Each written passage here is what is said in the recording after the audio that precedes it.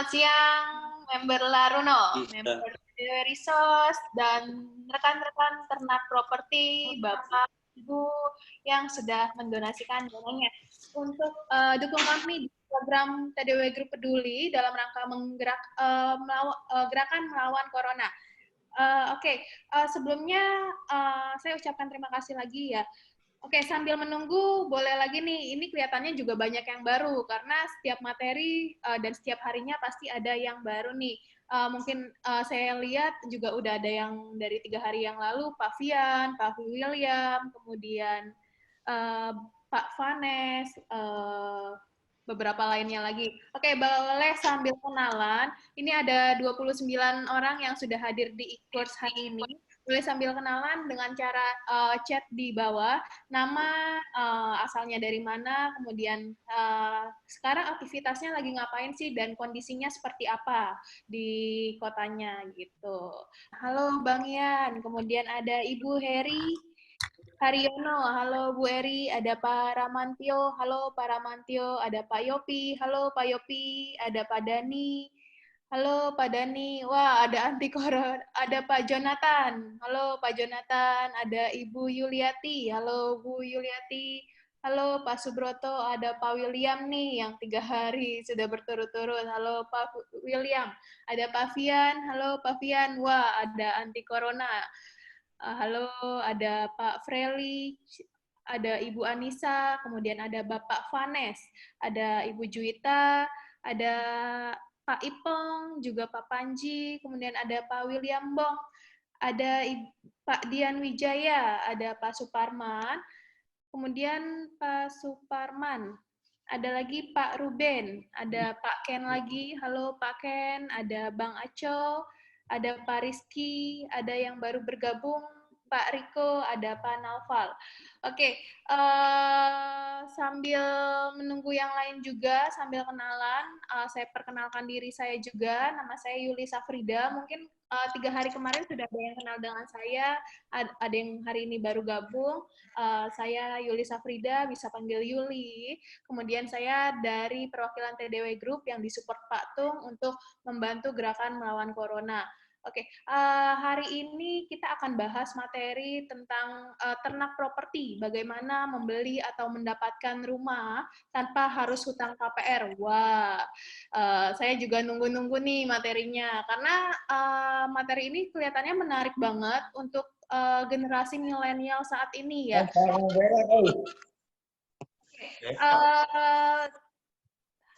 Materi hari ini akan disampaikan oleh Pak Dimas Dwi Ananto. Pak Dimas Dwi Ananto adalah murid Pak Tung Desa Muaringin juga yang sudah banyak praktek di bidang properti, dari mulai lelang-lelang properti juga beliau berpengalaman sekali ya.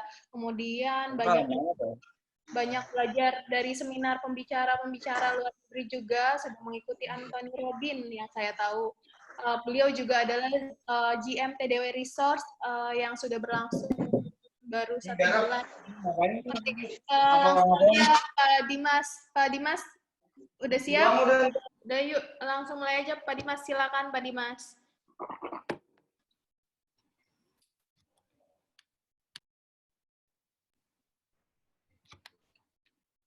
Oke, Bismillahirrahmanirrahim. Assalamualaikum warahmatullahi wabarakatuh. Apa kabar semuanya? Sorry ya, tadi saya masih untuk membahas buat persiapan topik apa yang saya mau lakukan gitu kan. Pertama, saya berterima kasih kepada TDW Group yang telah memberikan support acara ini. Semoga saya juga sharing bermanfaat bagi orang lain.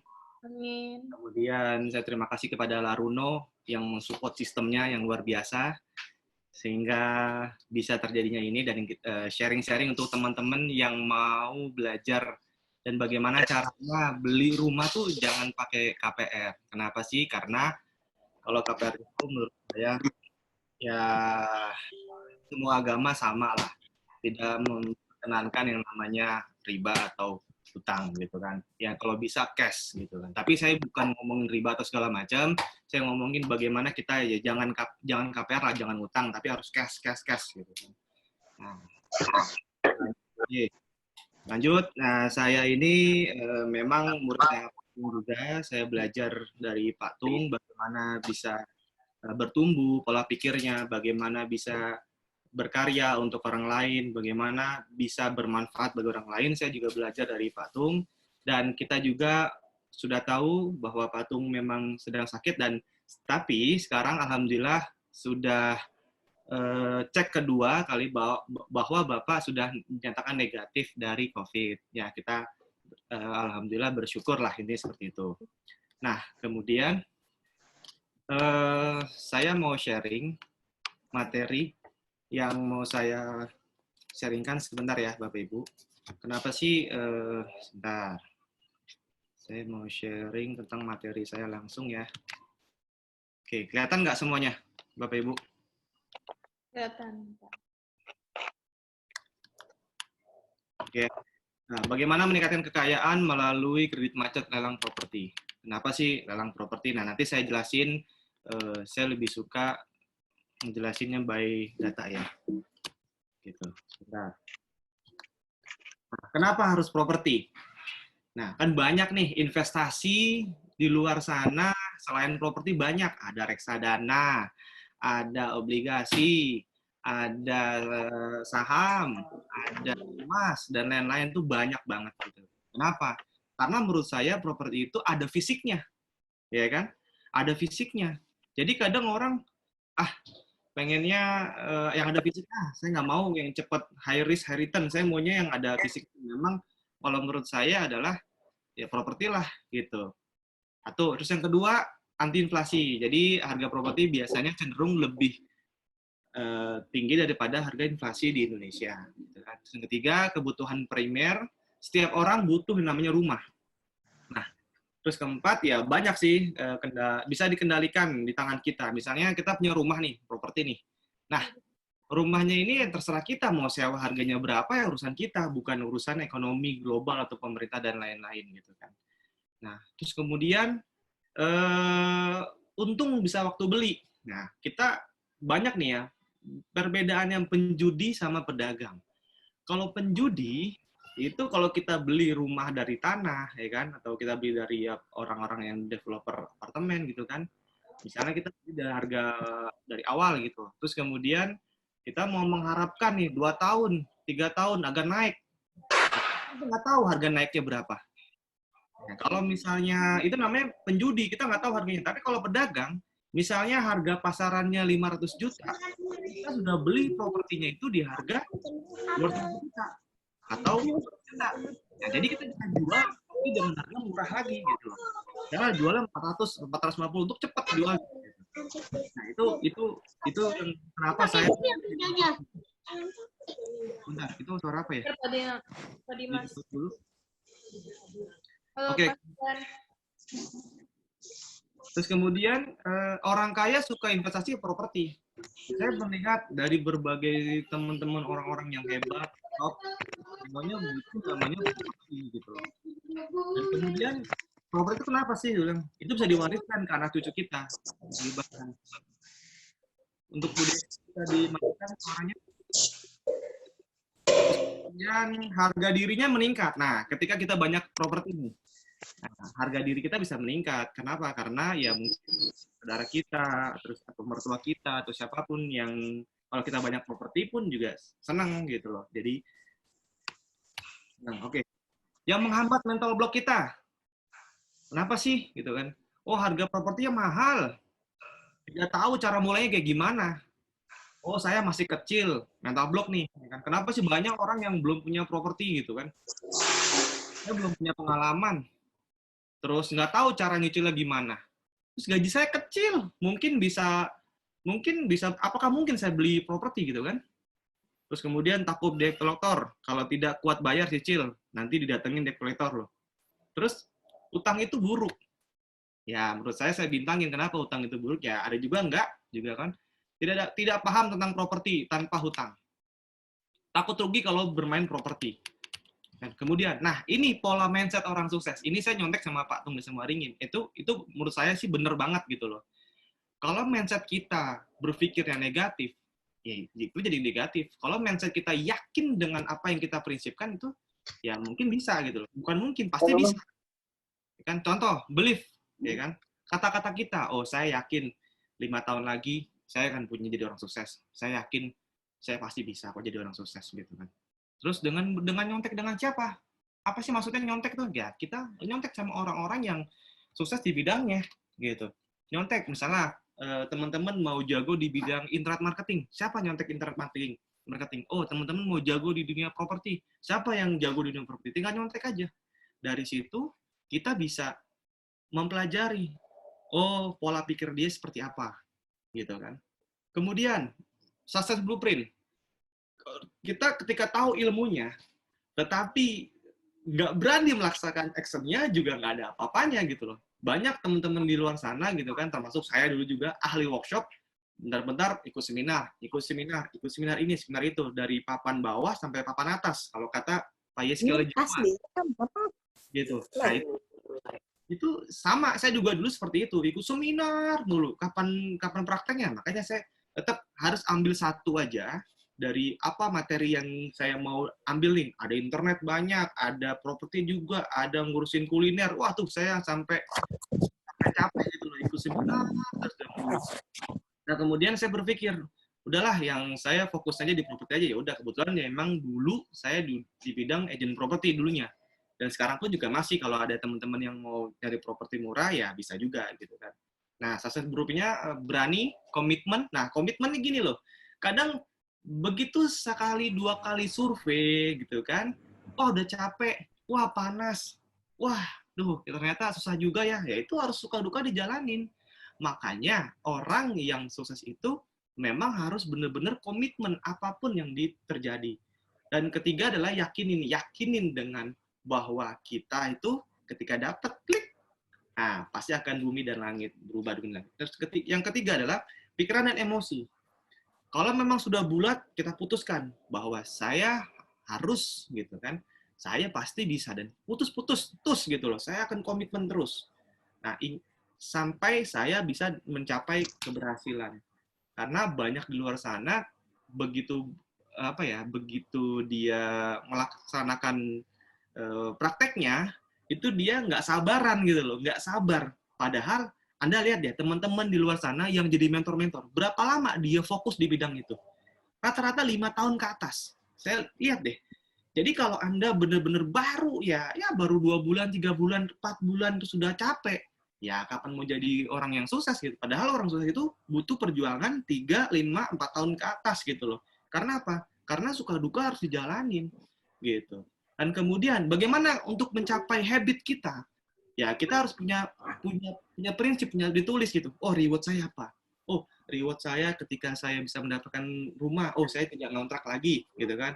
Padahal kita udah tahu nih ilmunya bagaimana supaya nggak ngontrak gitu kan. Kita tahu nih, oh ya seperti ini rewardnya. Terus punishment-nya apa? Oh, kalau misalnya saya tidak mencapai dan saya nggak fokus di bidang ini gitu kan, saya ujung-ujungnya ya gitu-gitu terus, hidupnya ngontrak aja, nggak ada nilai kemajuan atau apa gitu kan, terus nggak bisa ngebahagiain orang tua, segala macam.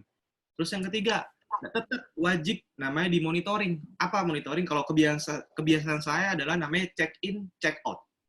Check in itu apa? Dari jam 7, tulis dulu jam 7, jam 8, jam 9, jam 10 apa? Oh, pagi saya follow up ini. Jam 10 saya follow up ini. Jam 11 saya follow up ini. Terus jam 12 ini. Terus begitu selesai check out jam 5 sore misalnya gitu, check out, lihat dari yang check in-nya. Mana yang kita kerjakan? Oh, satu nih, oke, conteng. Terus silang, oh ini belum. Berarti besoknya nih, lagi pagi-pagi jam 7 saya harus ngerjain dulu. Apa yang saya mau kerjain? Jadi itu caranya. Jadi benar-benar tindakan habit jadi kebiasaan. Dan hasilnya ketika memang pola mindset orang sukses itu, insya Allah akan terjadi hasilnya. Yang impian kita, yang akan hasil yang apa yang kita inginkan intinya gitu. Oke. Kemudian macam-macam profesi di properti. Ada developer properti, ada agent properti, ya kan? Ada kontraktor, ada investor properti, ada desain interior, ada manajemen properti, marketing in-house property, prefer, ya kan, properti, manager properti, oh banyak deh pokoknya. Nah, saya berpikir, apa sih yang kira-kira saya di bidang apa fokusnya nih, ya kan? Karena kalau saya di properti tapi nggak fokus spesifiknya, tetap tetap nggak bisa. Jadi hidup kita harus jadi fokus apa? Oh, kalau memang fokus agent property aja terus. Jangan pindah-pindah. Kalau fokusnya developer property, fokus developer property aja. Jadi jangan pindah-pindah. Kalau menjadi investor property, oke, kita investor property tinggal tahu caranya. Oh, kalau investor property itu tipenya begini. Harga berapa modal, harga pasarannya berapa, ya kan, kita beli harga berapa, itu investor property udah jelas gitu. Jadi nggak usah capek-capek gitu loh. Ya capeknya kalau survei, memang survei capek gitu kan, lihat kanan kiri. Oh, depannya tanya sama satpam, tanya sama RT RW harga ini pasarannya berapa. Ya, memang harus kayak seperti itu gitu. Kalau jadi investor properti. Nah, kalau desain interior ya memang orang yang desain, orang manajemen. Kalau saya nggak ngerti di bidang desain, di bidang manajemen, biar kalau ada yang mau butuh orang desain ya saya harus ke desain gitu kan. Tinggal tanya teman-teman siapa yang bisa desain, oh langsung gitu kan. Kemudian, nah, pikiran dan keyakinanmu adalah doa serta keajaiban nasib. Gini, tanya dengan orang yang salah, hasilnya salah. Bertanya dengan orang yang benar, hasilnya ya benar, cenderung benar, betul kan? Nah, pendidikan formal di Indonesia, tingkat SD, SMP, SMA, kuliah, S1, S2, S3, bahkan profesor, diajarin nggak tentang pelajaran kehidupan nyata? Bagaimana cerdas finansial? Oke, bagaimana cara berkarir yang mantap? Bagaimana cara keluarga harmonis? Bagaimana cara bisa pensiun muda? Bagaimana punya passive income? Ya, bagaimana punya ternak properti? Yang salah sistem pendidikannya atau kita sendiri yang tidak mau menambah skill?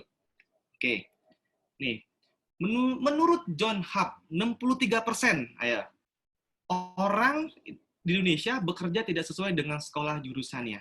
Why? Kenapa? Jadi sekolah menurut Bapak Ibu penting nggak nih? Ya kan? Ayo, menurut Bapak Ibu penting nggak sekolah? Kalau menurut saya penting, tapi tidak cukup. Ya, menurut saya pendidikan itu di sekolah akademis penting, tapi tidak cukup. Sekali lagi, tidak cukup. Berarti kita harus nambah, upgrade lagi ilmu-ilmu kita yang apa yang kita mau pelajari buat kehidupan, gitu kan? Kemudian, bagaimana hidup kita sukses dan bermanfaat untuk diri kita sendiri, keluarga, dan orang banyak, dan bangsa Indonesia? Caranya, oh ya, saya minta tolong teman-teman semua persiapkan sekarang pulpen dan kertas. Pulpen dan kertas. Oke, saya tunggu 1 menit. Pulpen dan kertas. Oh ya, kenapa sih sharing itu saya minta harus ada pulpen dan kertas? Kenapa? Karena orang begitu kita kasih tahu informasinya nempel cuma 10%. Kalau kita nulis dan mendengarkan itu bisa 30-40%, ya. Kita tulis nih apa informasi yang kita dapat nih dari pembicara, kita tulis itu bisa 3-40%. Kemudian Anda praktekkan itu bisa 60-70%. 80% ya, sorry. Kamu praktekkan, paham jadi 80%. Nah, kamu sharing ke teman-teman, sharing aja, nggak apa-apa, nggak usah takut. Ilmu itu nggak usah takut, harus sebarin. Ayo, nilai bermanfaat. Ingat, kita mindset adalah bermanfaat bagi orang lain. Begitu kita sharing, ingat 100% jadinya. Nah, jadi saran saya, teman-teman, ayo pulpen sama kertas dicatat. Ya, saya ngomong dicatat. Oke, lanjut. Pertama, goal itu harus tertulis. Maksudnya apa? Ini loh, kita mau apa sih sebenarnya hidup gitu kan? Oh, saya ingin punya rumah 1M misalnya. Oke, tulis saja 1M. Saya mau punya tulis 1M misalnya gitu. Alasan sangat kuatnya apa? Oh, kalau misalnya saya punya duit 1M, saya ibaratnya nggak ngontrak lagi, ya kan? Terus saya punya buat beli rumah, terus saya punya passive income gitu kan? Terus sengsaranya apa? Kalau misalnya saya nggak punya 1M gitu kan? Oh, saya hidupnya setiap tahun itu ngontrak terus gitu kan, ngontrak sini, ngontrak sana gitu, nggak bisa bermanfaat bagi keluarga gitu kan. Nah, itu sengsaranya. Harus tulis. Ini benar-benar tulis loh, woi, tulis, woi. Jangan hanya cuma dilihat, tulis. Ayo, sambil tulis. Terus yang ketiga adalah belajar dari yang terbaik. Ini mungkin Bapak Ibu teman-teman semua sering mendengar ini gitu, tapi saya harus ngulangin. Nih, kalau nggak diulangin juga nggak bakalan nulis juga, makanya saya ngulangin. Ayo teman-teman tulis apa yang mau inginkan, apa yang teman-teman mau inginkan, mau bergaul dengan siapa, ya kan? Mau dapat income berapa, alasannya apa, sengsaranya apa kalau kita nggak mencapai apa yang kita inginkan. Sengsaranya misalnya, waduh, gila, saya nyesel banget gitu kan, nyesel banget nggak bisa dapat uang, akhirnya orang tua misalnya udah nggak ada, misalnya saya nggak bisa membahagiakan kedua orang tua saya. Misalnya kalau di Muslim gitu kan, saya pengen punya 1 M biar bisa cepat memberangkatkan haji orang tua kita gitu kan. Jadi dari sekarang harus benar-benar fokus kerjaan apa yang kita inginkan. Kalau sasarannya apa? Kalau misalnya kita loyo-loyo, aduh, terus nyari kebenaran bahwa oh ini usaha ini bangkrut, usaha ini lagi nggak bagus karena memang lagi corona gitu kan. Nah itu kalau kita fokusnya nyari nyari pembenaran dan itu ya kita bisa akan maju-maju. Tetapi ada juga nggak sih orang bisnis begitu corona gini booming? Ya ada juga. Apakah kita harus ikut-ikutan? Ya, kalau menurut saya ini kan ekonomi dunia global ya, semua ya. Jadi banyak yang ya akhirnya buat menyambung hidup juga ada yang berpikirnya ah udahlah ya kita buat nyambung hidup kita juga bantu-bantulah jualan ini, ada yang jual masker dan jualan lain-lain. Nah, belajar dari yang terbaik maksudnya adalah kita belajar dari apa yang teman-teman mau. Misalnya zaman sekarang ini kalau saya sarankan adalah belajar dunia internet marketing. Ya, digital marketing itu belajar sama orang-orang yang top di bidangnya. Ya, kemudian bisa kerjasama lebih bagus, kerjasama dengan orang-orang yang top juga. Yang lebih dasar lagi mempekerjakan dia. Jadi orang-orang yang bisa sinergi, ya kita sama-sama mempekerjakan. Dia mempekerjakan saya mempekerjakan dia. Jadi sama-sama. Itu yang paling top. Kemudian, ini loh, generasi milenial terancam jadi gelandangan di tahun 2020. Ya kan? Apakah Anda sudah mempersiapkan? Ya. Ini yang ngomong bukan saya, ini ngomong Detik Finance. Ini ada jelas sumbernya. Ya kan? Nah, terus benar nggak terjadinya? Nah, saya berpikir apakah benar apa enggak gitu kan? Ternyata ada wabah seperti ini kan, akhirnya banyak juga yang terancam pekerjaannya gitu kan, ada yang dirumahkan, ada yang memang di PHK, ada yang segala macam gitu kan. Nah, bagaimana kita antisipasinya? Nah, orang kaya selalu antisipasi. Ingat, antisipasi. Apapun permasalahannya, itu kita nggak bisa, apa ya sebutannya ya, kita nggak bisa selalu nyaman gitu loh. Pasti ada oh supaya bisa terjadi seperti ini apa gini force major gitu-gitu gimana caranya, kita harus punya cara dan kita harus cerita sharing kayak begini. Nah nanti teman-teman juga saya pengen sharing atau teman-teman diskusi bagaimana ya menghadapi dalam wabah ini ya gitu. Terus kemudian bagaimana mendapatkan properti yang efektif ya. Kalau paling gampang sih tetap di agent properti ya, di internet banyak gitu kan.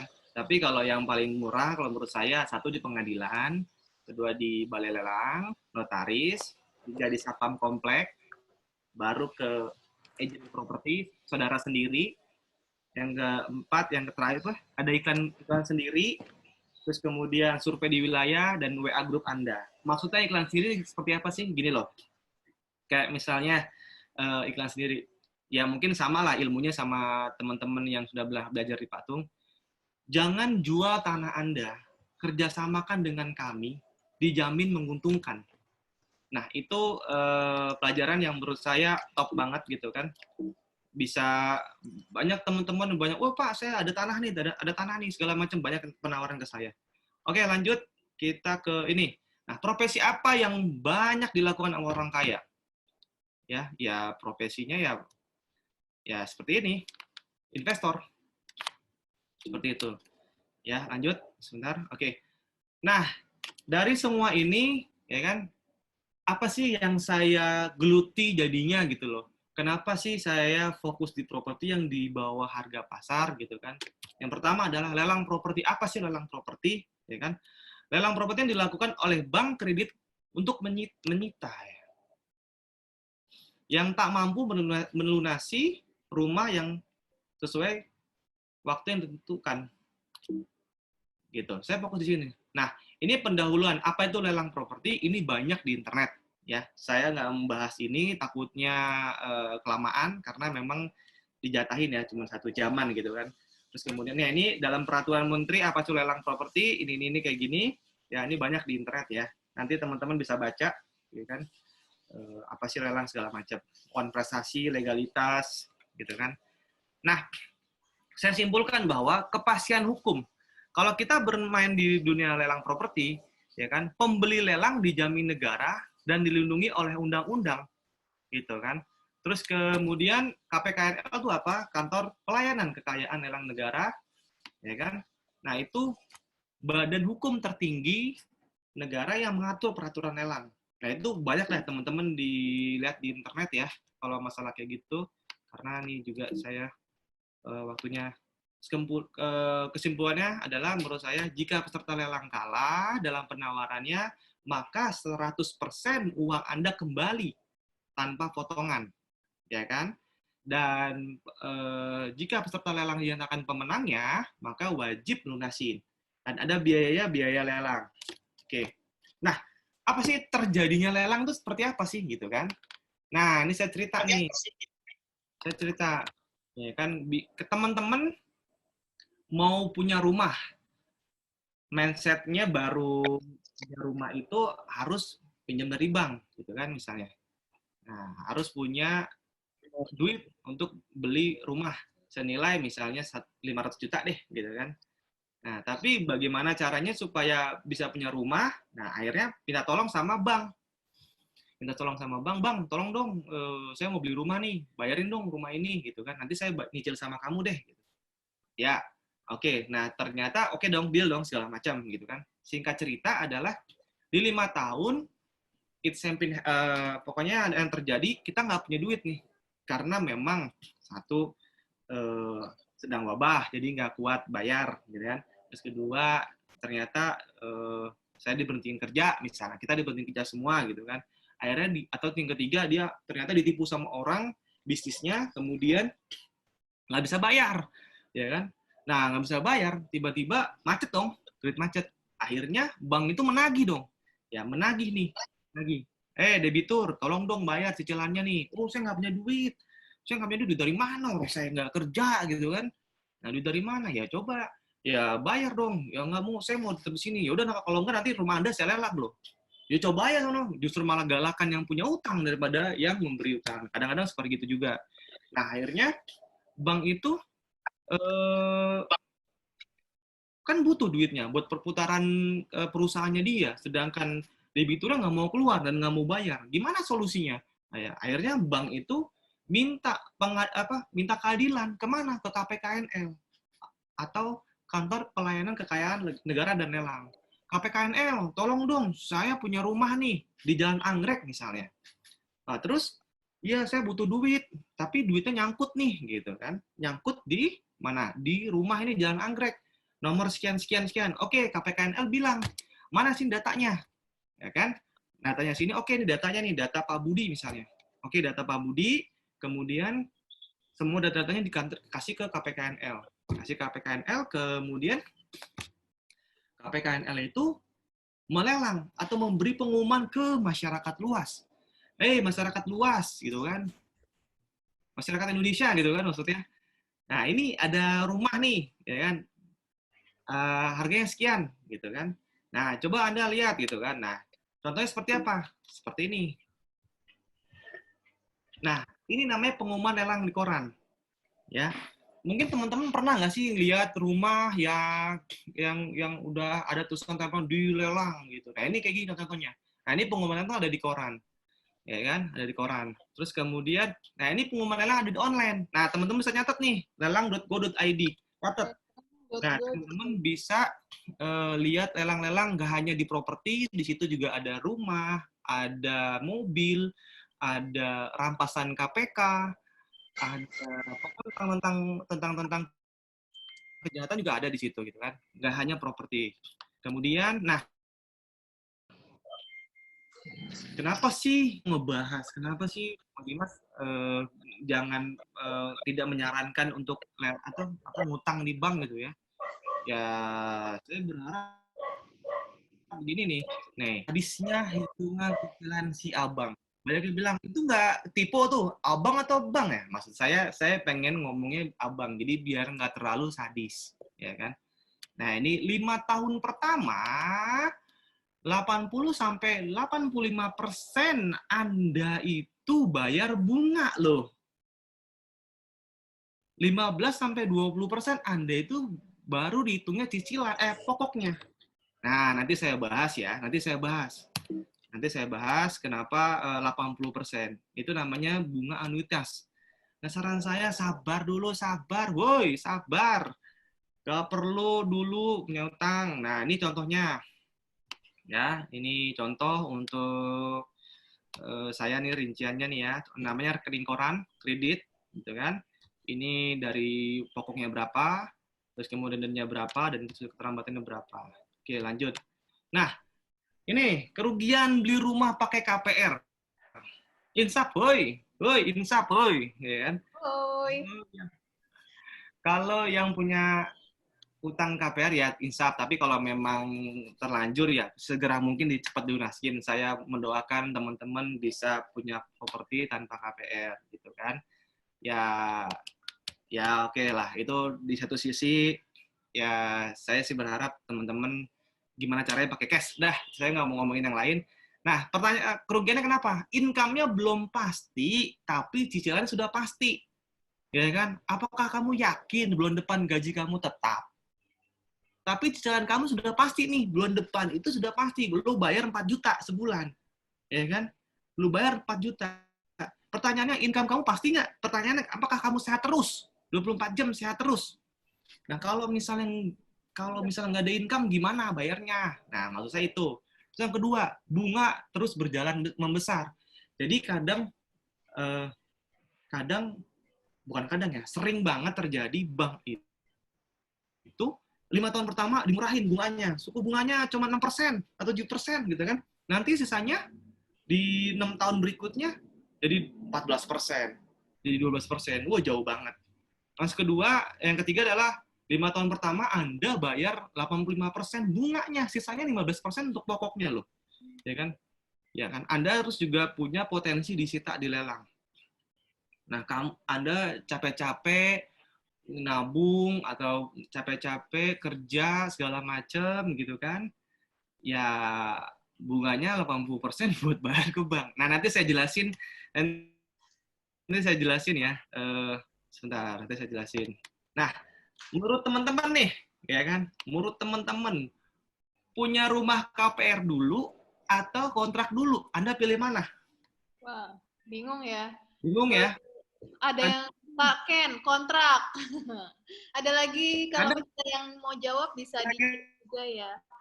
Kira ada yang mau jawab nih. Kira-kira punya rumah KPR dulu atau kontrak dulu? Anda pilih mana?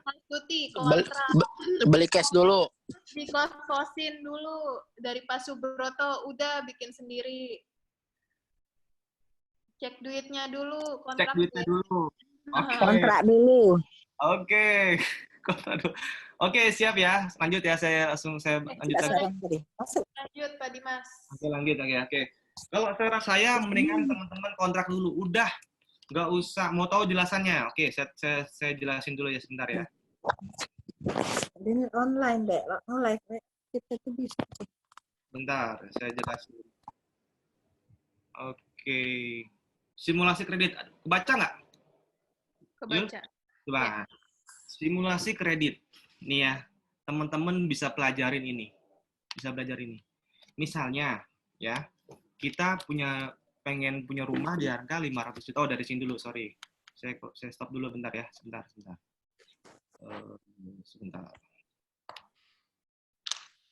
Ini memang agak susah sih. Ini ya, saya jelasin di sini dulu nih, perhitungannya. Anda beli rumah di harga 500 juta. Ya, Anda beli rumah di 500 juta. Terus kemudian kenaikan per tahun rata-rata nih, banyak yang bilang, oh 10%, 15%, 20%. Belum tentu, tergantung dari lokasi yang Anda belikan. Ada yang cuma 5%, ada yang cuma 4%, ada yang cuma ya 3%, ada juga yang 5-10% gitu kan. Tergantung ya, intinya tergantung. Nah, kalau kita sewa, dengan harga rumah yang 500 juta, per tahun paling tinggi tuh 15 juta. 15 juta tuh. Bahkan ada yang cuma 2%, ada yang cuma 13 juta. Ya kan? Nah, oke, kita lanjut ya. Lanjut. Kalau di harga 500 juta, nih, DP-nya biasanya 20%. Ya. DP 20% atau senilai 100 juta. pertanyaannya, teman-teman banyak juga yang, waduh gimana ya, cari DP-nya juga susah lagi. Ya kan, harus ngutang sini, ngutang sana, gitu kan, pinjem sini, pinjem sana, gitu kan. Nah, 100 juta. Nah, berarti pinjamannya berapa? 400 juta. Betul dong? Pinjamannya 400 juta di bank. Oke, kita keluar ya, sebentar. Tadi pinjamannya di bank 400 juta. Nih, biar teman-teman tahu maksudnya, gini loh, ini 400 juta, ingat 400 juta. Ini selama 15 tahun. Nah, bunga pinjamannya rata-rata kan biasanya 14, tapi ini 12%. Ya, atau 1% per bulan. Kita kalkulasiin. Set. Nah, ya. Dari 400 juta, nih saya jelasin ya. Selama 15 tahun, ya, Anda bayar per bulannya 4.800.000. Nih, lihat kan semua? Lihat ya?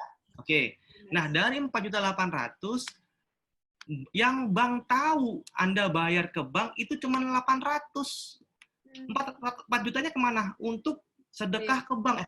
Bukan sedekah ke bank. Untuk bayar bunga ke bank.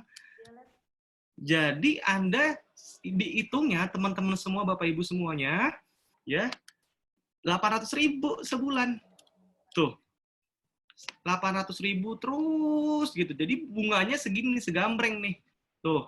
Jadi pokok dan bunganya. Pernah nggak Bapak Ibu semuanya nyicil mobil? Saya pernah pengalaman di tahun 2012-2013 gitu, nyicil mobil ya. Harganya misalnya 150 juta gitu kan. Saya sebulannya 3,5 juta. Nah, saya udah 3 tahun gitu kan. Nah, 3 tahun, satu tahun lagi. Keren saya tinggal, ya paling 20 juta lagi, deh 25 juta sampai 30. Ternyata masih 70 juta lagi. Loh.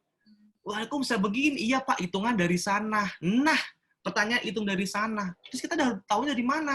Oh, saya nggak tahu tuh kayak gitu, Pak. Hitungan dari sana. Sana dari mana? Ya, saya berpikir, waduh, saya nggak ngerti tuh ilmu itu tuh. Dari mana? Kok saya udah ngangsur lama, udah ngangsur 3 tahun, kok masih ada berapa sih waktu itu ya? Saya lupa deh, 50 juta lagi, 60 juta lagi gitu. Padahal kalau dihitung-hitung, kalau menurut saya pribadi, ya paling cuma kurang 20 juta lagi gitu. Oh, saya kaget kan, waduh, dari situ saya berpikir, saya nggak mau ngutang lagi, saya nggak mau KPR atau saya pinjaman listrik lagi. Saya fokus, kenapa ya? Saya berpikir, supaya kok saya pengen tahu ilmu ini kenapa sih kok bisa seperti itu hitungannya ya. Nah, misalnya gini nih, kita lihat ya, 5 tahun. Coba Bapak Ibu, 5 tahun. Nah, selama 5 tahun dari 400 juta, Bapak Ibu mau ngelunasin nih. Ya kan? Mau ngelunasin. Ternyata sisa pokoknya 334. Nih ya, ingat 334. 334. Kemudian nih, hitung di sini. Nah, dari 500 juta, ya kalau kenaikannya 3,5% per tahun, nah jadi Anda selama 5 tahun harga rumahnya itu cuma 573. Ini dapat dari mana 3,5%? Anda bisa lihat aja kenaikan properti tahun 2018 ke 2019 itu mengalami penurunan sekitar kalau nggak 2,3% sampai 5% lah ya. Saya hitungnya 3,5% aja. Jadi berhitungan gampang. Nah, kemudian, selama 5 tahun, nih kita hitung contoh rugi ya. Anda pinjamannya 400 juta. Nih, Anda pinjaman 400 juta. Sisa pokok tadi berapa? 334. Nah, berarti Anda bayar, Bapak Ibu semuanya, bayarnya 66 juta selama 5 tahun. Nah, kalau dihitung 5 tahun dihitung ya, kan tadi 4,8 sebulannya nih, ya kan? Terus selama 12 bulan, ya kan? Selama 5 tahun, itu totalnya 288 juta. Tetapi, bank menilai Anda itu, Bapak Ibu semuanya, baru bayar ke bank itu 66 juta. Nah, 222 juta kemana? 220 juta itu buat bayar bunga doang. Nah, itulah yang terjadi, banyak yang pada, waduh, saya mau ngelunasin, tapi macet. Gitu loh. Ya kan? Wah, saya mau ngelunasin masih banyak banget gitu loh. Keren saya tinggal berapa ratus juta lagi nih, keren saya tinggal 200 juta lagi, ternyata masih 334. lagi ya. Edan nggak tuh? Nah, itulah menurut saya yang ya menurut saya hati pribadi saya sih kurang ya gitu. Nah, lanjut lagi ke sini ya, ke materi ya. Itu nanti pembahasannya panjang sih sebenarnya. Nah, nih maksud saya di sini adalah jadi kalau kenapa saya milihnya lebih baik kontrak dulu, ya kan? Ya, karena lebih baik kita sedekah ke masjid, sedekah ke misalnya ke gereja, misalnya orang muslim terus sedekah ke orang-orang yang membutuhkan gitu kan. Nah, seperti itu. Terus yang kedua, terus yang kemudian, apakah bisa KPR? Coba teman-teman lihat ini nih. Bapak kakek-kakek, terus kalau nggak bukan kakek-kakek deh, bapak gitu sama ibu-ibu dan anaknya. Kira-kira apakah bisa KPR? Hampir kemungkinan besar jarang yang KPR. Tetapi tanahnya banyak nggak? Banyak. Tetapi bisa punya tanah, punya rumah nggak? Bisa. Dan bisa bagi-bagi warisan nggak? Bisa. Kita ini yang punya gaji pas, gaji ada, tinggal di kota gitu kan. Tapi kok belum punya rumah gitu loh.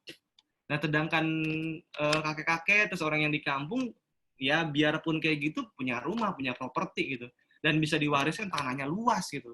Nah, kadang-kadang saya juga miris juga, nah bisa seperti itu ya. Nah, hutang. Kalau memang belum sanggup beli mobil, nggak usah maksain dulu leasing, udah motoran saja. Ini saya kutip dari saudara saya, teman saya gitu kan, Kang DEP, ya udah motoran saja. Kalau memang belum sanggup beli rumah, nggak usah maksain KPR, udah ngontrak saja. Kalau memang belum sanggup beli kantor, nggak usah maksa, udah sewa dulu. Jadi jangan pusing dengan penilaian orang. Pusinglah dengan nasibmu di masa depan jika itu semua kamu lakukan. Aduh. Nah, kebanyakan masalah terjadi bukan karena kebutuhan yang tidak tercukupi, melainkan keinginan yang terlalu tinggi tapi tidak terbekali. Kuncinya adalah sabar. Tunda kesenangan, tunda kesenangan, tunda kesenangan. Gaya hidup mewah tidak menunjukkan bahwa hidup Anda kaya. Justru itu menunjukkan bahwa kita banyak gaya. Jadi kalau kata Jordi, santuy aja gitu kan. Jika saat nanti apa yang jadi keinginanmu jangan dipaksakan gitu. Sabarlah dan berjuanglah untuk mendapatkan dengan penuh kesabaran pengorbanan. Jangan mau instan, kata DPD. Gitu. Ya, kemudian lanjut. Nah, ini saya mau bahas langsung. Apa sih keuntungannya rumah lelang? Ya, pembeli lelang dijamin negara, dilindungi oleh undang-undang. Nah, kantor kekayaan negara dan lelang. Terus harganya biasanya lebih murah, ya, ketimbang rumah baru atau rumah bekas yang sekalipun. Ya, disebabkan bank ingin menarik kembali kredit. Nah, itu pasti murah harganya. Sebentar, saya cek lagi. Oke. Terus harganya biasanya 20-50% di bawah harga pasaran. Dan sertifikatnya hak milik clean and clear 100%, jauh lebih aman kalau kita beli di lelang. Gini, kenapa saya bilang jauh lebih aman? Kadang ada sertifikat ganda. Ya, sertifikat ganda itu ada yang misalnya ngaku-ngaku nih, wow saya punya sertifikat ini, terus saya punya sertifikat ini juga. Nah itu yang lebih bahaya. Tapi kalau dilelang 1000% lebih aman dilelang. Kenapa? Karena dijamin negara, dilindungi oleh undang-undang, gitu, ya kan? Nah, tetapi kok banyak juga yang nggak bisa, malas bermain lelang. Memang harus tahu nih teman-teman semuanya kekurangan di lelang. Ingat, Anda itu teman-teman yang main lelang itu rentan untuk gugatan, digugat sama orang pemilik rumah, ya kan? Lanjut. Nah, terus terus kemudian apa bisa panjang di Mahkamah Agung. Kalau sudah sampai ke Mahkamah Agung, wah ribet banget. Jadi jangan kira main lelang itu gampang. Wow, kalau Anda belum tahu main lelang itu bisa digugat. Ada juga tim reman. Sini kalau mau lihat. Sini. Oke. Terus masih ditempatin penghuni. Ya, kemudian nih langsung masih tempatin penghuni. Terus kekurangannya apa lagi? Biaya renovasi cukup besar. gitu kan. Kondisi lingkungan harus survei dulu, ya kan. Dengan segala keuntungan, dengan segala untung ruginya, tidak gegabah dan membeli rumah lelang. Nah, harus survei berkali-kali. Ingat, survei berkali-kali. Nah, kondisi properti NPL itu biasanya dihuni sendiri atau dihuni orang lain. Maksudnya apa? Nah, dia tahu nih rumahnya mau disita bank. Akhirnya dia masukin orang-orang ya jasa, bahasa kasarnya sih ya, orang yang datang itu bahasa misalnya orang reman lah gitu kan. Kalau bahasa kasar, tapi orang-orang itu saudara kita juga kok itu. Orang reman yang nungguin situ supaya nggak kelelang. Terus juga kosong gitu. Ada juga yang rumah-rumahnya kosong gitu. Banyak kok, ya kan. Properti subsidi dan lain-lain itu tanggungan. Lanjut ya. Cara membeli NPL ya atau kredit macet, bisa dilelang, bisa CSI, bisa over kredit. Semua properti NPL bisa menjadi lelang atau CSI over kredit, semua tergantung kondisinya. Nah, cara pembelian rumah lelang, satu, ya catat ya, lelang.go.id. Pertama harus survei, terus daftarkan diri, pilih rumah, ya pelunasan, terima SHM dari bank, balik nama SHM dan serah terima kunci. Nah, ini data-data saya. Nah, makanya saya banyak teman-teman yang, ayo mau beli rumah. Loh, Pak, beli rumah itu rata-rata 300 juta, 500 juta, duit dari mana? Woi, ada yang 30 juta, woi. Ada yang 20 juta, woi. Dulu, saya pernah beli properti cuma 8 juta. Nah, nanti saya jelasin. Itu banyak sih informasinya. Kenapa saya bisa beli properti cuma 8 juta doang. Boleh? Tahu ilmunya, itu kelas advance, kayak gitu. Nah, ini risalah lelang. Kutipan risalah lelang. Nah, ini baik nama saya ketika baik nama nih, itu baik nama di BPN. Dan sekarang namanya Agraria dan Tata Ruang Badan Pertanahan Nasional. Nah, itu serah terima kunci. Nah, yang jelas kalau dimain di dunia properti, saran saya fokus fokus debiturnya ridho. Ya. Debiturnya ridho dibeli. Nah, ini ada Pak siapa nih? Pak Asep. Nah, mungkin Pak Asep ngelihat ya. Ini Pak Asep sama Mas Waskito nih. Pak Asep itu adalah ya, investor saya lah, gitu. Nah, kemudian ini rumah, terus ini propertinya, terus ini apa namanya sertifikatnya kita ambil, terus kemudian renovasi. Nah, ini jadi seperti ini rumahnya. Nah, jadi seperti ini. Tuh. Nah, kemudian yang penting rumahnya ridho aja. Enak kalau rumahnya ridho, kita beli, terus kita renovasi, terus kita jual gitu kan, enak. Nah, ini triknya juga dapat informasi dari Pak Tung ya. Dijual cepat rumah, butuh uang. Harga pasarannya 750 juta, ya kan? Tapi dibuka harga 100 juta. Penawaran tertinggi kami lepas. Wow, langsung pada berebut. Pak, maksudnya apa 100 juta, Pak? Iya, Bapak, kita buka harga 100 juta. Bapak nawar berapa? Oh gitu, ya udah saya nawar 500 juta, nawar 450. Nah, itu banyak yang nanya-nanya. Tapi nggak apa-apa, awal-awal tuh biar orang pada penasaran dulu. Oh, kenapa kok 100 juta padahal pasaran 750 juta? Ya kita namanya juga tip marketing. Jadi buat teman-teman agent properti nih, pengalaman ya kan. Dijual cepat, butuh uang, pasarannya misalnya 1 M, dibuka harga 200 juta.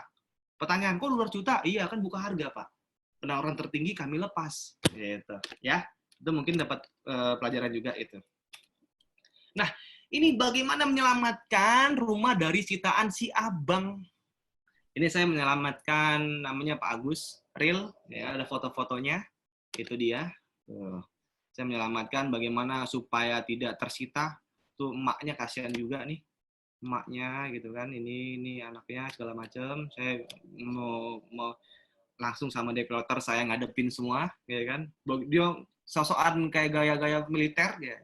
Ya, tapi namanya semua manusia ya, bisa lah kalau kita bisa ngomongnya dengan baik gitu. Apapun yang terjadi, ingat, apapun yang terjadi, ya, kita pasti mau jadi lebih baik lagi. Nah, bagaimana menghadapi debt collector saat terjadinya kredit macet? Apapun masalahnya, hadapi dengan tenang. Ya, terus kemudian petugas si abang itu beri edukasi. Oke Pak, iya betul, saya nanti akan saya bayar sampai uang saya cukup. Negosiasikan ke pihak abang ya kan untuk lakukan restrukturisasi atau penambahan jangka waktu. Ya. Itu nanti ini skill-skillnya kan. Skillnya itu biasanya saya sharing di tempat seminar gitu kan. Nah, ini tapi nggak apa-apa lah, namanya juga sharing gitu kan, bagaimana segala macam menghadapinya. Nah, ini stok bunga. Nah, ini menyelamatkan rumah nih dari sitaan si abang nih. Nah, ini saya ke RT RW, saya datengin tuh. Nah, akhirnya sebelah kanan tuh lihat. Wih, sertifikatnya kembali lagi dan ceria lagi. Oke. Nah, ini bahas detailnya itu saya ada di seminar gitu. Saya bahas seminar di seminar-seminar. Nah, yang paling penting gini nih, bagaimana caranya beli rumah tanpa KPR? Oke. Nah, sekarang Bapak Ibu, dari sekarang nih ya, yang memang bekerja atau usaha apapun yang udah tahu bulanan income-nya seberapa, wajib 30 sampai 50% disisihkan dulu. Lanjut. Banyak teori doang nih, Pak Dimas nih, ya kan? Caranya gimana? Oke, saya kasih caranya. Ya. Satu, begitu teman-teman mensisihkan ya kan duitnya gitu kan, cari kafling ya, cari kafling banyak di luar sana, udah mau jauh dimanapun udah beli dulu deh ya kan, beli dulu aja ya kan. Biasanya orang-orang yang jual kafling itu udah tahu tuh potensinya, udah tahu deh gitu kan. Nah, beli 2 kafling ya, satu kaflingnya misalnya 50 juta, oke, beli 2 kafling gitu kan. Kalau misalnya nggak ada, pinjam keluarga dulu, teman dulu, keluarga. Atau biasanya gini, kalau keluarga itu tanpa bunga tuh biasanya, kalau nggak istri, saudara, mertua, itu biasanya tuh pinjam dulu, udah nggak usah malu. Oke, selama 4 tahun, aduh, harganya bisa 65 gitu kan. Jadi prediksikan karena kenaikan tanah itu jauh lebih cepat daripada rumah. Rumah itu naiknya bukan rumahnya, tetapi tanahnya. Gitu loh. Nah, itu bisa dari 50, dari udah 4 tahun ya, 3 tahun, 4 tahun tadi min aja, itu bisa 60, 65, bahkan 75 juta. Gitu ya. Nah, lalu begitu sudah 3 tahun, 4 tahun, Anda jual satu nih. Jual satu untuk bangun rumah di sini. Ya. Bangun rumah di sini. Itu jurus pertama saya. Ya, lanjut. Ini kedua, Anda nanam durian musang 50 cm, harganya 50.000 satu pohonnya. Begitu 2 meter saja, harga tanamannya itu 2 juta. Ini buktinya. Saya nggak ngada-ngada. Orang yang jual nih, buktinya itu jelas tuh. Silakan Anda cari kalau nggak percaya. Ya, di internet tuh. Jadi beli properti itu nggak harus KPR, nggak, bisa dengan cara ini nih. Nah tuh, ya kan? Tuh. Nah, terus, nah ini contoh nanam 40 pohon, ya kan? Itu anggaplah yang hidup, yang bagus segala macam 25 pohon. Ya kan? 25 pohon. Jadi dari 2 juta kali 25 buah gitu kan, jadi 50 juta. Jadi udah tambah punya satu tanah, punya pohon, terus bisa dijual lagi buat bangun rumah. Nah, dapat 75 juta, ya kan? Nggak usah gede-gede deh, rumah tipe 36. Kalau per meternya 2 juta aja udah bisa bangun gitu. Ya. Nah, terus kemudian yang kedua adalah upgrade diri. Nah, kita tahu guru besar kita, Pak Tung. Dia sangat, saya nyontek sama beliau gitu kan. Bagaimana sih beli properti itu nggak usah nyicil. Ya, kita upgrade kemampuan diri dengan skill dan ide. Caranya kerjasama dengan developer. Apa yang bisa saya bantu? Apa yang kita bantu nih? Sorry, apartemen jadi begini. Apartemen bisa berhasil dapat menjualkan 1 unit apartemen. Jadi, loh, oh saya nggak ngerti ya. Jangan bilang nggak ngerti, harus belajar. Oh, kita nggak ngerti cara jualan properti gimana caranya. Nanti diajarin sama orang yang bisa ngerti. Gitu loh. Jadi kita nggak usah mikir gimana caranya. Enggak, nanti diajarin kok sama orang developer, sama orang-orang tim marketing dari dia. Udah jualin aja gitu. Nah, kalau misalnya emang kita jago di closing on the stage gitu kan, jago kerjasama sama developer, oke, saya dapat komisi berapa nih? Dapat komisi sekian ya, setiap ada penjualan dapat komisi sekian. Oke, ya sudah, kita jualin. Nah, cara jualinnya kan kadang-kadang kita juga nggak ngerti ya. Diajarin sama dia. Pak, cara jualinnya gimana? Oh ya, Anda begini, ada sales script-nya, ada misalnya kalau di internet ada landing page gitu kan, ada gimana caranya terus sebar flyer, terus bagian seperti apa. Nah, itu. Nah, upgrade diri. Intinya ada upgrade diri. Kita bisa menjualkan properti dan bisa dapat 1 unit properti tanpa apa? Tadi tanpa KPR. Bisa jadi beli cash langsung gitu loh. Dengan kita upgrade diri. Ini seperti itu. Terus yang kedua. Nah, caranya gimana nih target punya rumah? Nah, kita pecah dulu misalnya. Gimana caranya supaya punya duit 500 juta? Ya kan? Anda 500 juta ini dipecah dulu. Yang sebelah kiri nih, yang kelima nih, lihat untungnya. Ya, yang ini resellernya, yang ini harinya. Dipecah. Ya oke lah, Bapak Ibu yang udah punya duit 500 juta lebih, oke lah, tambahin lagi 0, 5M. Ya kalau misalnya Bapak Ibu mau 5M, ya dihitung aja kayak gini. Oh, saya pengen punya duit 5M pokoknya. Oke, saya punya duit 5M gitu kan. Ya udah dihitung-hitung deh. Nih, ada yang untung 500 perak. Oh, berarti kita harus nyari reseller reseller lah gitu kan 1000. Nah, itu 1000 hari atau 2,7 atau senilai 3 tahun kurang lah, ya kan? Terus kemudian kalau kita mau untung 1000, ya berarti kita nyari resellernya 500. Berapa hari? Oh, 3 tahun ya 1000. Tapi kelamaan nih 3 tahun. Gimana caranya supaya lebih cepat lagi? Oke, tinggal bisa. Oh, berarti kita untungnya 10.000 perak untungnya kali 500 orang untuk bantuin reseller. Terus kemudian ini 100 hari atau sebenarnya 3 bulan doang, ya kan? Gimana caranya? Itu bisa seperti ini, gitu. Dan kalau kita mau untung 100.000 berarti harus ada resellernya 50 orang dan 3 bulan. Nah, semua tergantung dari teman-teman semua. Bapak Ibu ada yang pengen 5M, ya udah tulis aja 5M, terus tinggal, berarti untungnya segini. Ya, tinggal teman-teman ini ya, Bapak Ibu ini tinggal dihitung-hitung untung reseller hari. Ingat, untung reseller hari. Berapa hari? Setahun, ya udah hitung berapa setahun, sekian. Resellernya sekian. Oh, berarti untungnya sekian. Gitu. Jangan terpaku harus punya 500 juta. Enggak juga. Gitu. Oke, mungkin sementara itu aja dulu ya dari saya. Sudah 20 orang. Mungkin sesi pertanyaan, ada yang mau bertanya? Oke, thank you Pak Dimas. Makasih Pak Dimas, sharingnya bermanfaat banget. Oke, kita buka sesi pertanyaan ya di kolom chat di bawah. Tadi kayaknya pas awal-awal belum diaktifin, jadi nggak ada yang chat. Oke, dari Pak Haryo RGD, selamat siang. Dari Pak Haryo lagi. Salam dahsyat Pak Dimas, bagaimana cara beli rumah tanpa DP, angsuran free plus dapat passive income? Gimana? Bagaimana caranya beli rumah tanpa DP, angsurannya free plus dapat passive income? Ya, pertama adalah gini, tanpa DP. Ya, emang kita beli nggak usah pakai DP, langsung aja cash. Saya bilang cash. Ya, passive income. Ya, passive income itu sabar dulu. Jangan langsung tiba passive income. Passive income itu dengan cara kita bangun reseller.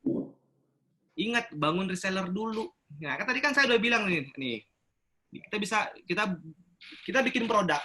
Kita bikin produk atau cari produk, ya. Kita bikin produk.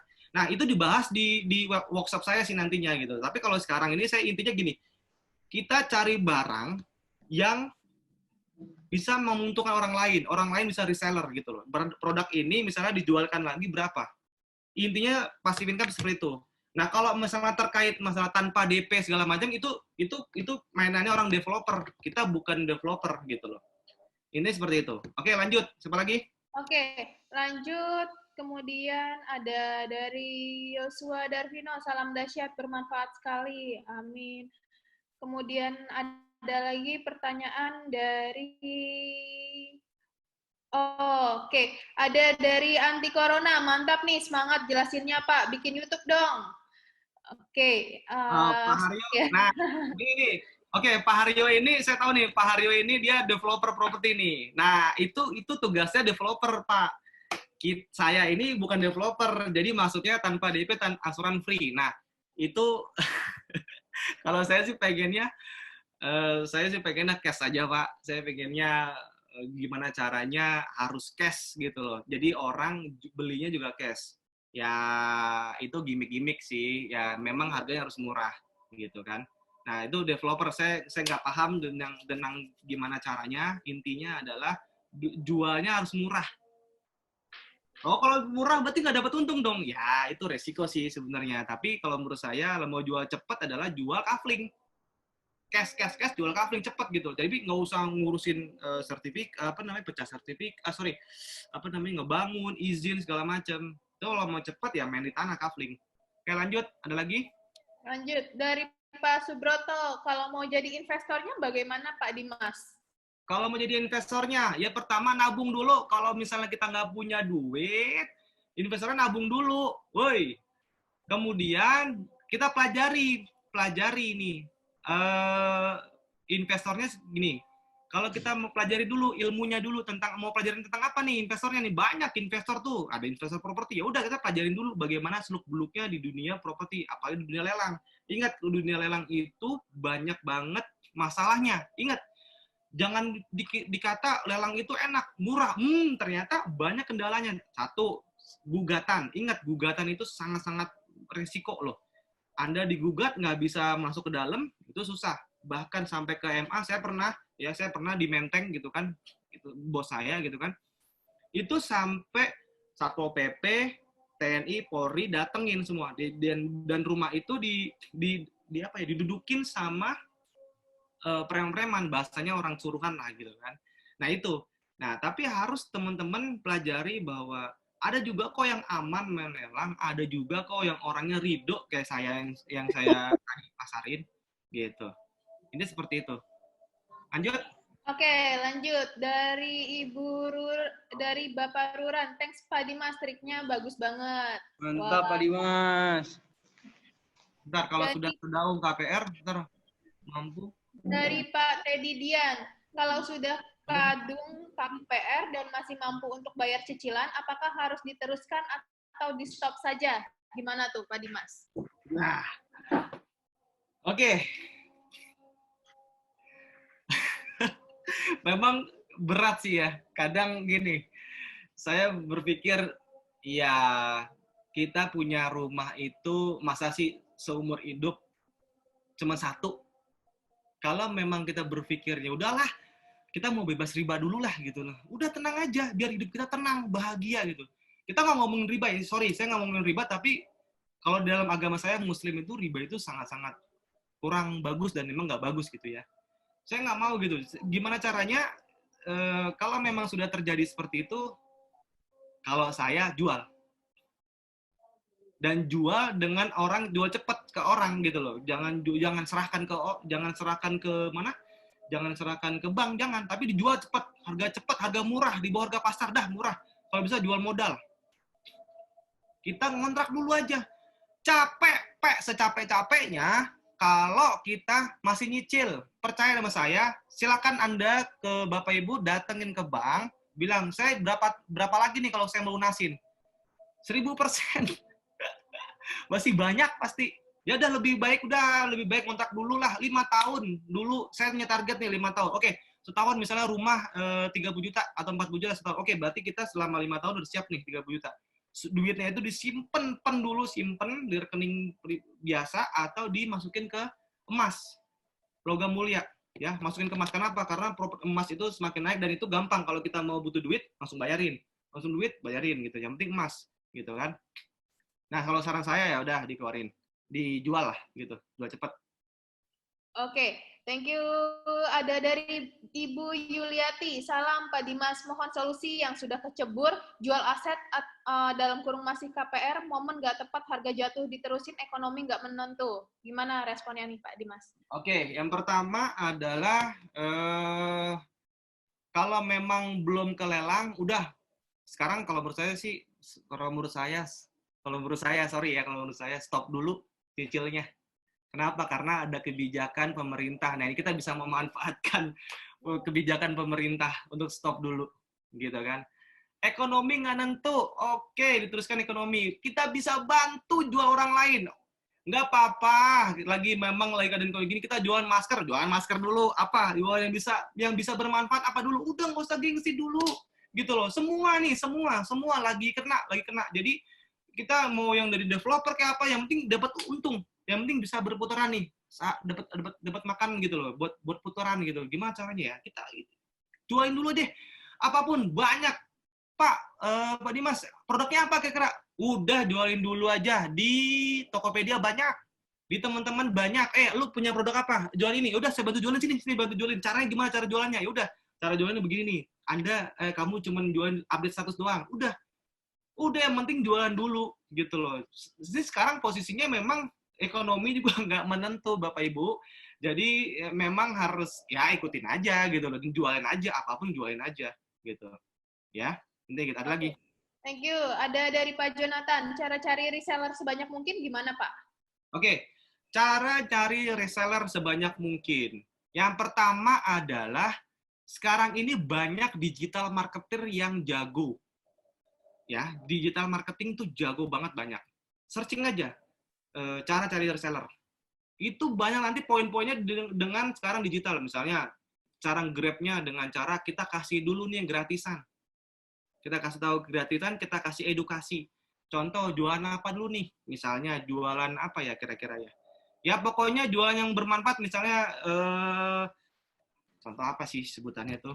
VCO, kayak saya VCO. Oh iya, benar-benar ada VCO nih, Pak Fian. VCO itu Virgin Oil Coconut. Nah, Virgin Coconut Oil.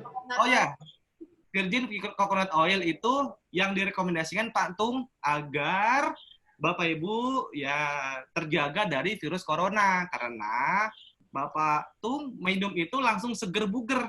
Nah, kalau ada yang mau VCO langsung kontak Pak Fian. Betul. Ini langsung kontak Pak Fian tuh. Nah, itu VCO bagus tuh. Betul. Oh, saya bantu jualin deh. Wah, langsung kontak deh Pak Fian tuh. Nah, itu ya. Kita lagi siapin sistem reseller, Pak. Nah, langsung kontak ke reseller. Nah, nanti diajarin cara resellernya seperti apa. Nah, itu sama Pak Fian. Dah, langsung. Dari Pak Dimas itu saya butuh 1.000 reseller. Saya untung 500 aja, Pak. Faktor kali ya. Jangan lupa komisi. Salah. Oke, siap. Kalau jatah yang seharusnya KPR buat beli emas. Kalau jatah yang seharusnya KPR buat beli emas atau bibit durian gimana ya? Oke. Kalau saran saya beli bibit durian. Jadi bibit durian kan 50.000 tuh. Ya kita tanamin durian lah tuh di pohon situ ya kan di itu nanti kita jual 2 jutaan loh, lumayan. Itu kalau nggak salah ya 2 tahun sampai 3 tahun itu panennya ya. Itu kalau salah tolong dilarat gitu, ralat saya. Apalagi nih? Cara bikin Good advice, bermanfaat sekali, salam dahsyat. Oke. Dari Pak Jonathan, cara bikin sales script yang dahsyat gimana Pak? Atau belajar dari siapa yang ahli bikin sales script? Oke. Kalau belajar tentang digital ya, marketing, itu Pak Fian jagonya tuh. Nah, sales script-nya, landing page-nya, segala macam Pak Fian. Nah, zaman sekarang ini memang sangat penting banget dunia digital. Ya, karena orang udah malas keluar, pengennya di rumah saja, ya seperti itu. Digital sekarang udah belajarnya. Apalagi nih, mumpung pasar modal lagi jatuh, banyak saham-saham properti jatuh. Ada kiat-kiat Pak dari Pak Doni Saputro. Oke, Pak Doni Saputro. Kiat-kiat, justru nih teman-teman nih, peluang banget kalau punya duit, yang punya duit 1M, 2M itu beli aja rumah-rumah murah. Beli banget rumah-rumah murah, nanti cepat dijualkan. Beli dulu sekarang, tahan. Kita tuh emang lagi down, tapi suatu saat pasti akan naik. Nah, properti itu yang banyak, properti di bawah harga pasar tuh banyak tuh. Ya kan, bisa dilelang, bisa dicesi, bisa di apa, banyak gitu. Beli properti. Nanti udah ya Pak Dimas. Oke, ada lagi dari Bapak Dani Abrianto. Bagaimana cara untuk mengikuti pembelajaran workshopnya Pak Dimas? Adakah akun IG-nya? Ada. Saya chat ya, @dimas.ananto.da. Oh iya, jangan lupa nih yang belum follow. Ternak properti ini gini. Kenapa sih saya namanya ternak properti? Saya berpikir saya pengen banget punya teman-teman itu punya rumah tuh tanpa KPR gitu kan. Yang belum punya rumah jadi satu jadi dua jadi 4 dan lain sebagainya gitu. Oke, thank you. Ada lagi dari Ibu Heni Hastuti. Mas Dimas bertanya ya, kalau sudah ada tanah kafling, pengen ngebangun, tapi uangnya belum cukup, tapi ngebet pengen ngebangun, gimana tipsnya ya? Oke, tips. Waduh, ini ada pantat siapa nih? Oke. Halo Mas. Tipsnya adalah satu, pertama kalau memang belum cukup, ya. Satu adalah pinjam dulu sama keluarga, ya. Keluarga dalam arti saudara, ya. Ingat, tapi jangan pakai tambahan riba. Misalnya dalam arti gini, oh pinjam 100 juta, ya. Pinjam 100 juta, saya balikin 100 juta. Tapi bisa nggak balikinnya pakai yang lain? Bisa dengan cara, ya oke saya ada handphone nih lebih. Jadi saya bayar 100 juta plus ada handphone ya buat hadiahnya. Nah, hadiah ini bukan riba. Hadiahnya mungkin motor sebagai rasa terima kasih. Tetap duitnya harus 100 juta. Kalau kita pinjam duit harus 100 juta, nggak usah lebih. Kalau menurut saya, tapi kalau salah mohon dirarat gitu. Jadi satu itu pinjam dulu sama keluarga. Kalaupun keluarga nggak ada, sabar dulu, jualan lagi, jualan dulu, jualan lagi, yang lagi itu jualan dulu. Ingat, oh Mas kelamaan, itu kan tadi udah bilang tuh, saya targetnya berapa nih? Ada 500 juta ditargetin. Oh yang pertama, saya untungnya mau untung 10.000 perak. Oh berarti harus pakai resellernya berapa? Terus berapa hari? Ya sabar dulu, orang mau cepet-cepet kaya, udah sabar dulu. Mau tiba-tiba langsung enggak, sabar dulu, tenang, sabar. Ya kan, yang penting sabar dulu Bapak Ibu. Nanti ada duit baru beli gitu. Nah, nanti juga ada jalan deh. Kita bergaul, dan yang kedua adalah bergaul dengan orang yang tepat. Mungkin saya belum detail, ya detailnya itu nanti bisa kita bicarakan pas saya workshop. Nah, workshop itu ntar Bu Yuli yang ngatur, gitu kan. Kami mengucapkan salam dahsyat. Ya, dahsyat semua.